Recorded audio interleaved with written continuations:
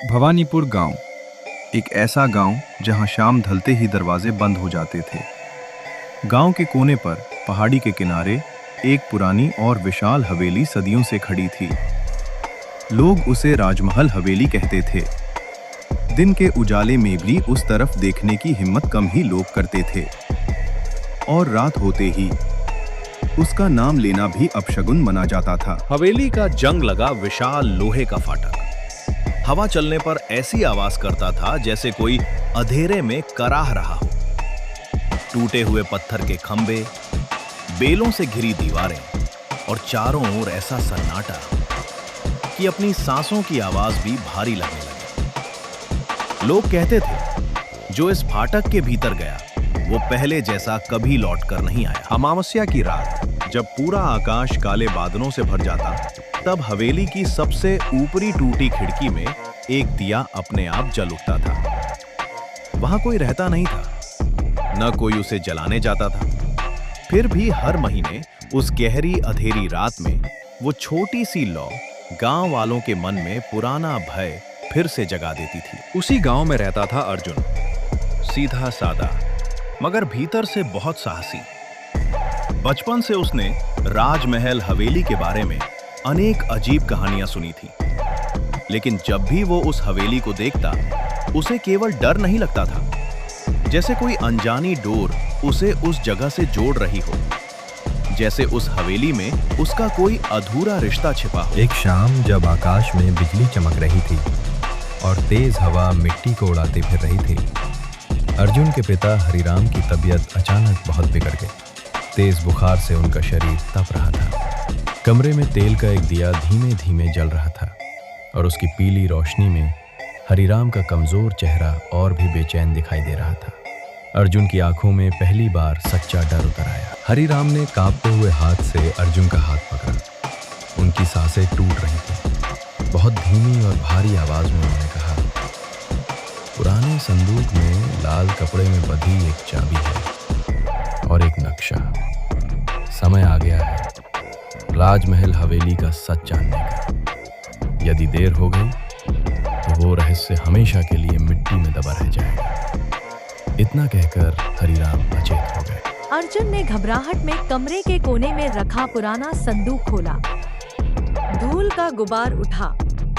कपड़ों और पुराने कागजों के बीच सचमुच लाल कपड़े में लिपटी एक भारी पुरानी चाबी रखी थी। उसके साथ एक हाथ से बनाया गया पुराना नक्शा भी था, जैसे किसी ने जल्दी जल्दी में किसी बड़े रहस्य तक पहुंचने का रास्ता बनाकर छिपा दिया हो। नक्शा बहुत पुराना था। कागज पीले पड़ चुके थे और स्याही कई जगह धुंधली हो चुकी थी, लेकिन उसके एक कोने पर लिखे शब्द अब भी साफ पढ़े जा सकते थे। जिसने सच देखा वह या तो मुक्त हुआ या हमेशा के लिए कैद हो गया। अर्जुन ने यह पंक्ति 2 बार पढ़ी। उसके मन में डर भी था और सच तक पहुंचने की जिद भी। 2 दिन बाद सूर्यास्त होते ही अर्जुन अपने मित्र गोपाल के साथ हवेली की ओर चल पड़ा।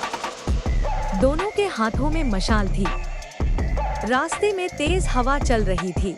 पेड़ों की डालियां अजीब ढंग से हिल रही थी और दूर आसमान में काले कौए मंडरा रहे थे। गोपाल हर कदम पर घबरा रहा था, लेकिन अर्जुन के चेहरे पर एक अजीब सा निश्चय साफ दिखाई दे रहा था। जब दोनों राजमहल हवेली के बड़े जंग लगे फाटक के पास पहुंचे, तो वातावरण और भी भारी हो गया।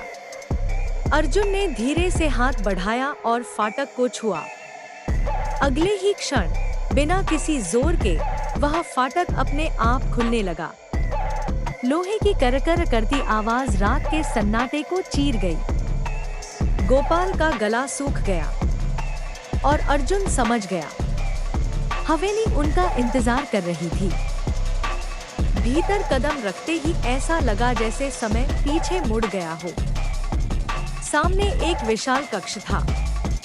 टूटा हुआ झूमर, दीवारों पर टंगी फीकी पड़ चुकी तस्वीरें, धूल, जाले और सड़ी हुई लकड़ी की गंध। जब मशाल की रोशनी फर्श पर पड़ी तो दोनों ठिठक गए।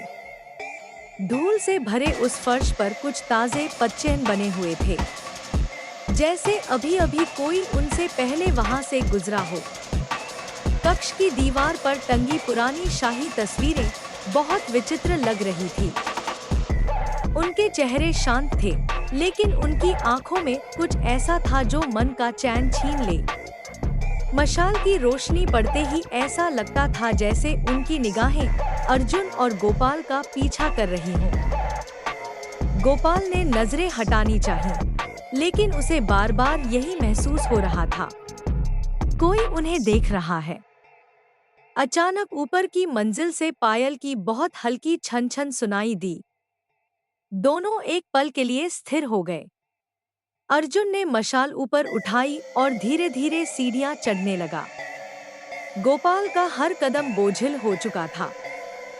अंधेरी सीढ़ियों पर ऊपर जाते हुए ऐसा लग रहा था जैसे वे किसी घर में नहीं, बल्कि किसी पुराने स्वप्न के अंधेरे हिस्से में प्रवेश कर रहे हों। ऊपर एक लंबा और अंधेरा गलियारा था। हवा नहीं चल रही थी, फिर भी सबसे अंत वाले कमरे का दरवाजा धीरे धीरे हिल रहा था। कभी थोड़ा खुलता, कभी अपने आप रुक जाता। अर्जुन ने गहरी सांस ली। गोपाल ने उसका हाथ पकड़कर धीरे से कहा, लौट चलते हैं। लेकिन अब लौटना आसान नहीं था। सत्य का द्वार बस कुछ कदम दूर था। दरवाजा खुलते ही दोनों के सामने एक बड़ा कमरा था। दीवारों पर बड़े बड़े शीशे लगे थे। बीच में एक टूटा हुआ पुराना पालना पड़ा था। कमरे में ठंडी हवा का एक तेज झोंका आया और फिर वह पालना अपने आप धीरे धीरे हिलने लगा। गोपाल की सांस अटक गई। अर्जुन का हाथ मशाल पर और कस गया। कमरा खाली था, लेकिन वह सचमुच खाली नहीं था। शीशे पर धीरे धीरे धुंध जमने लगी। दोनों चुप खड़े देखते रहे और फिर उस धुंध पर जैसे किसी अनजाने हाथ ने शब्द लिखने शुरू किए। नीचे, मंदिर के पीछे। यह देखकर गोपाल के पैर कांप गए। अगले ही क्षण कमरे के सारे शीशे एक साथ चटक गए। हवा का एक तेज झोंका आया और कमरे का सन्नाटा पहले से भी अधिक गहरा हो गया।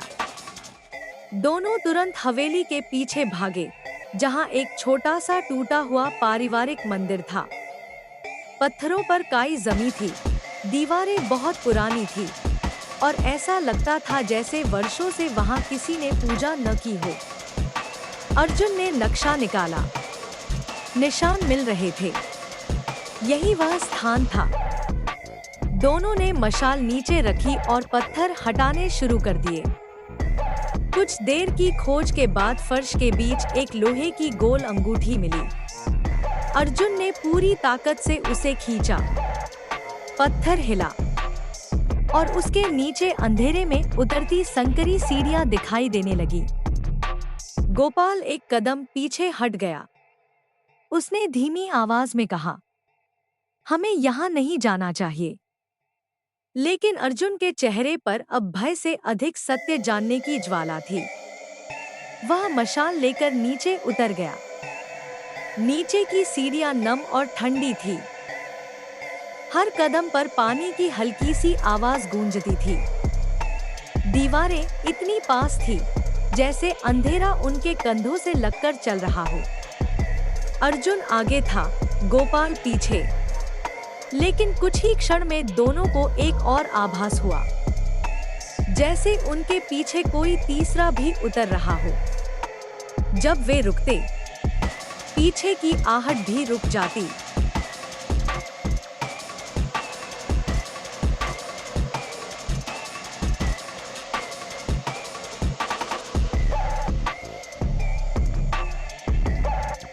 सीढ़ियों के अंत में एक पुराना तहखाना था। सामने 4 अलग अलग रास्ते खुलते थे। हर रास्ते के ऊपर एक चिन्ह बना था। सूर्य, चांद, सांप और आंसू। अर्जुन ने नक्शा फिर देखा। उस पर लिखा था, सत्य तक वही रास्ता ले जाएगा जहां प्रकाश कम हो और ठंड अधिक। दोनों ने एक साथ सबसे अंधेरे और सबसे ठंडे रास्ते की ओर देखा। वह था आंसू वाला रास्ता।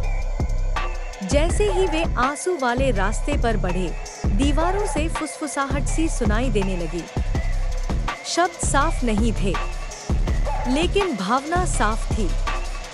जैसे कोई कह रहा हो, वापस जाओ।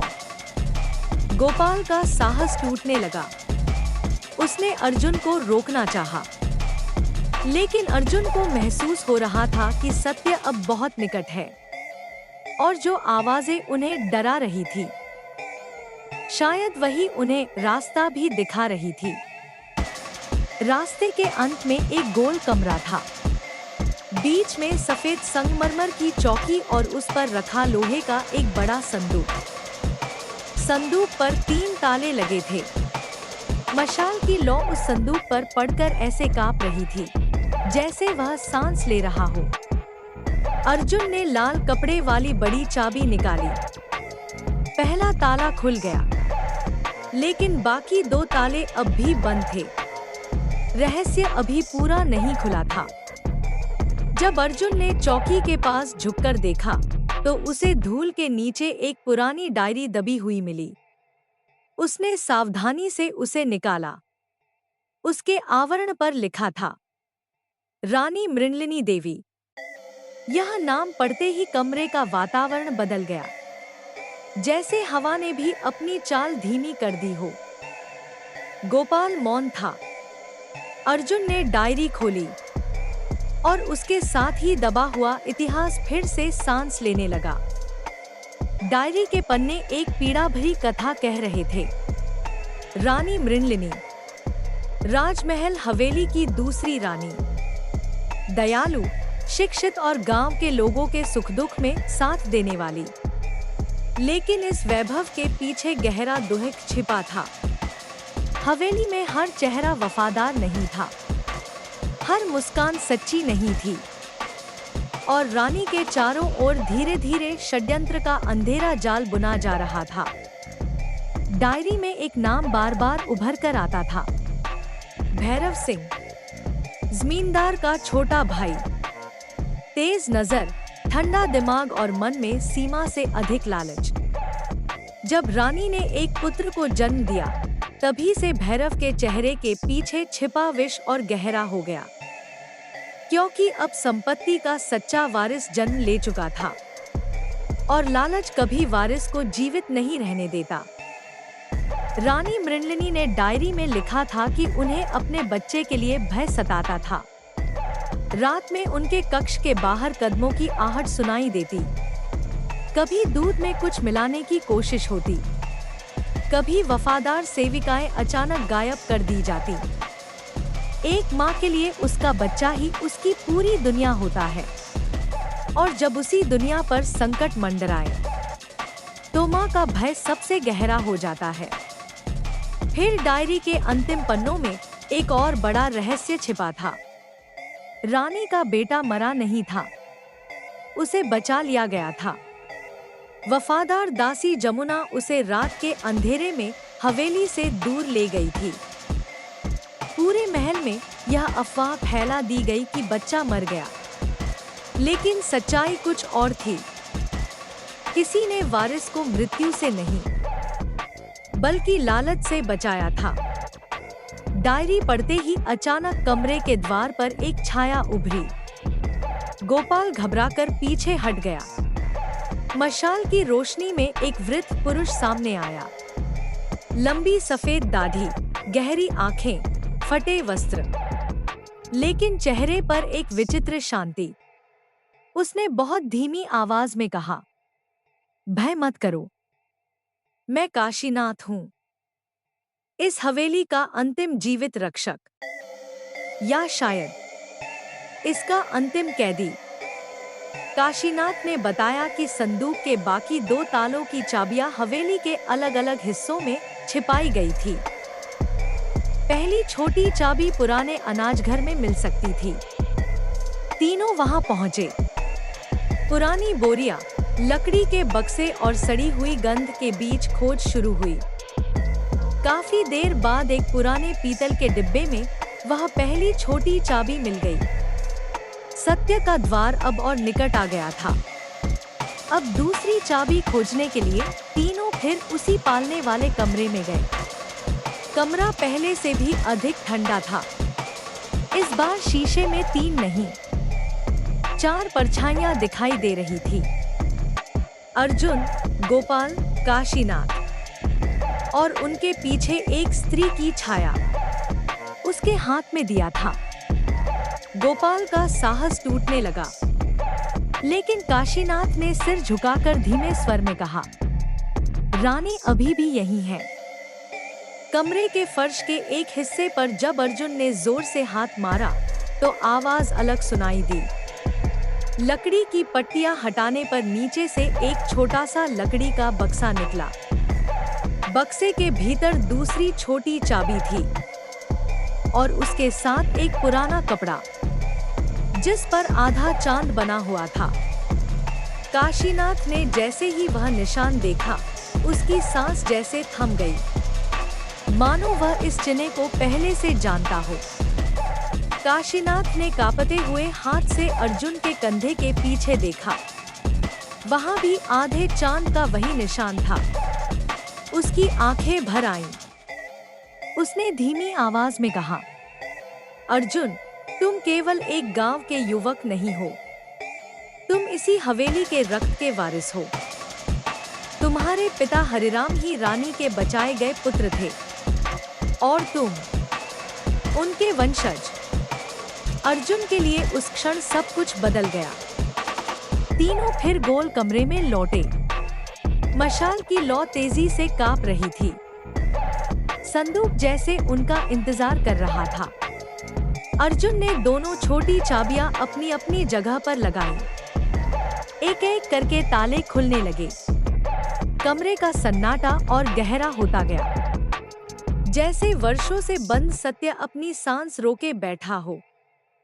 और फिर तीसरा ताला भी खुल गया।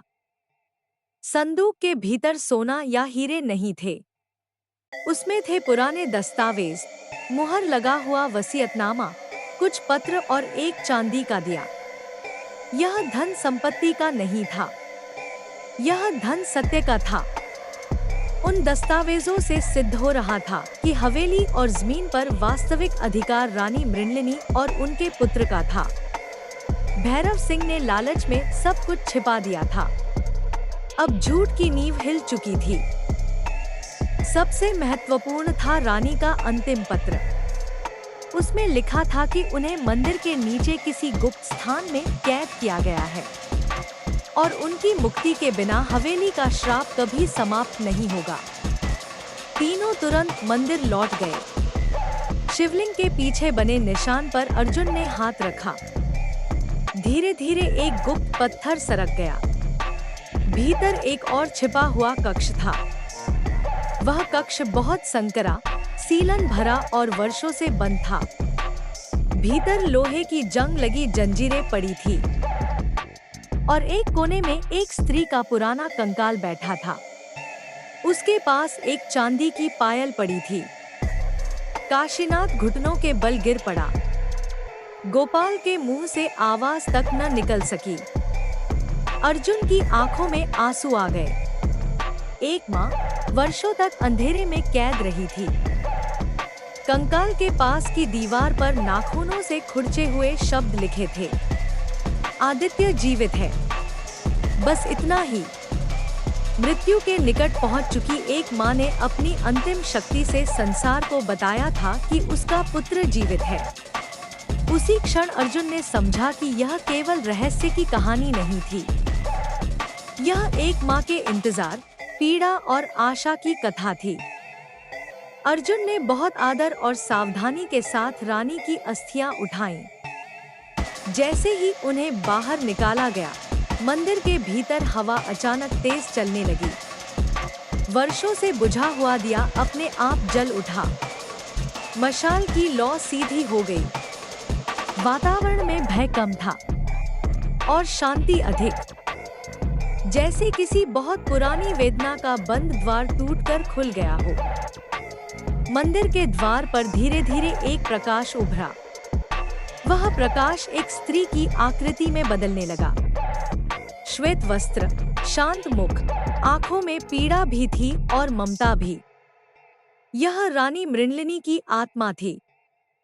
भयावह नहीं, दुखी, भयंकर नहीं, पवित्र। अर्जुन उसे देखकर रो पड़ा। काशीनाथ ने हाथ जोड़ लिए और मंदिर का पूरा वातावरण एक अद्भुत प्रकाश से भर गया।